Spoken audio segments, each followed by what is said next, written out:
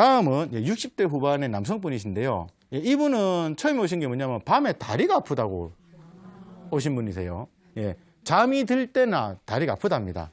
예, 그러면서 뭐냐면 30분 정도 주무르시면 좀 괜찮다 이렇게 얘기하셨는데 처음에 이분이 처음에는 다리가 아프다 하면 5분 정도만 주무르면 좀 괜찮았답니다. 그런데 이게 점점 이제 주무르는 시간이 길어지시는 거죠. 그러다 보니까 저한테 오실 때는 30분 정도 주무르면 괜찮아지셨다. 그리고 아침에 일어날 때도 다리가 좀 뻣뻣하시대요. 그래서 이제 30분 정도, 20, 30분 정도 스트레칭도 좀 하시고 몸도 좀 푸시고 이러다 보면 이제 활동하시는 분이신데 이분이 다리가 아픈 게 밤에만 이러시고 낮에는 괜찮답니다. 근데 대신에 뭐가 있냐면 낮에는 아프진 않으신데 오래 걸을 수 있을 수가 없답니다. 좀 걷다가 보면 푹 주저앉는데요. 왜? 다리에 힘이 없어가서. 본인이 말씀하시기에. 그래서 이분이 뭐냐면 이게 이제 연세가 있으시니까 물론 뭐 60대 후반이 뭐 많으신 건 아닙니다만 요즘에 그래도만 이게 노화의 현상인지 아니면 다른 어떤 이상이 있는 건지를 한번 궁금해서 저한테 찾아오신 분이십니다.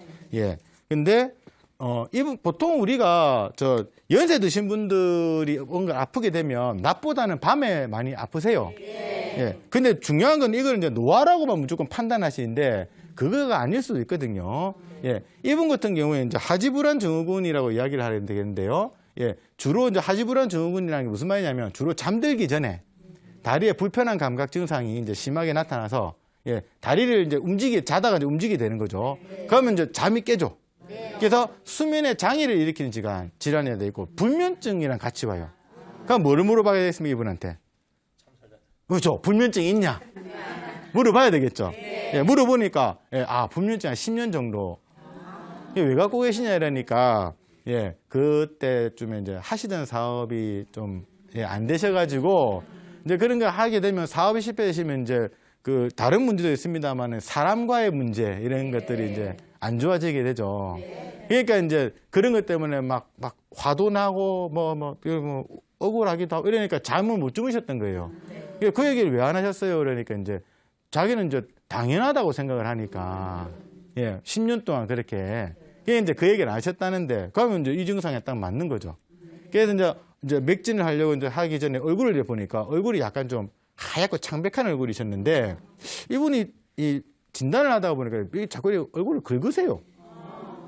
예. 그럼 긁으면 손톱이 보이겠죠. 네. 예. 60대 후반의 남자분인데 손톱이 긁는 보니까 손톱이 좀 얇고 약하게 보이는데 자세히 보니까 이렇게 약간 금간 듯한 느낌. 줄이 이렇게 보이는 거죠. 자, 이거는 이제 좀 이따 말씀드릴게요. 이거는 뭐냐면 간 쪽에 문제가 있는 거예요. 예. 그리고 이제 일어날 때 가볍게 이제 어지럼증을 느끼신다고. 예. 그렇게 이야기를 하시더라고요. 예. 그래서 이제 복진을 해보니까 심하부 쪽에 단단하게 이제 뭉친 게 느끼셨고, 신경성이죠. 양쪽의 옆구리 쪽으로 뻐근함, 신경성이죠. 복부에 힘이 없는데 피부가 거치게 느껴지시면서 또 차갑게 느끼겠습니다. 피부가 거치고 차갑다라는 거는 복부 쪽에 순환이 잘 안 된다. 그렇게 볼 수 있는 거죠.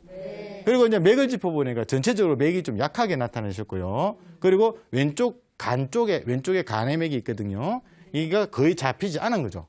그러면 자, 피부가 거치고 차갑게 느껴지는 건 순환이 안 되는 건데 간 쪽이 약하다. 그러면 간에 혈이 부족한 간혈허 증상이라고 제가 판단을 한 겁니다.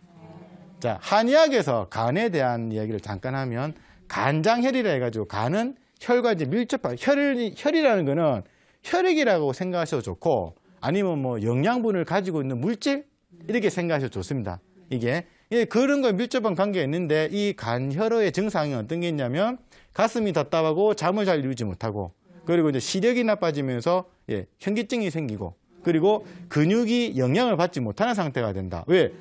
혈이 아까 말하는 어떤 영양분을 가지고 있는 물질인데 그거를 보내줘야 되는데 못 보내주게 되죠. 그러면 근육에 당연히 힘이 없죠. 예. 그러니까 이 증상이 나타나는데 아까 그분의 말씀이랑 똑같이 나타나는 거죠.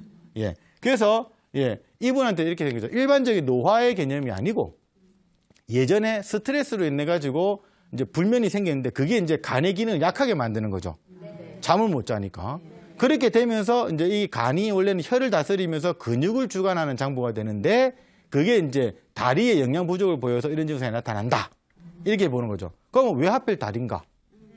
예, 우리가 혈액순환 할 적에 피가 내려가면 올라와야 되는데 중력 때문에 잘 못 올라오죠. 그래서 뭐 여러 가지 증상, 뭐 하지불안, 하지정맥류 이런 것들 맞죠?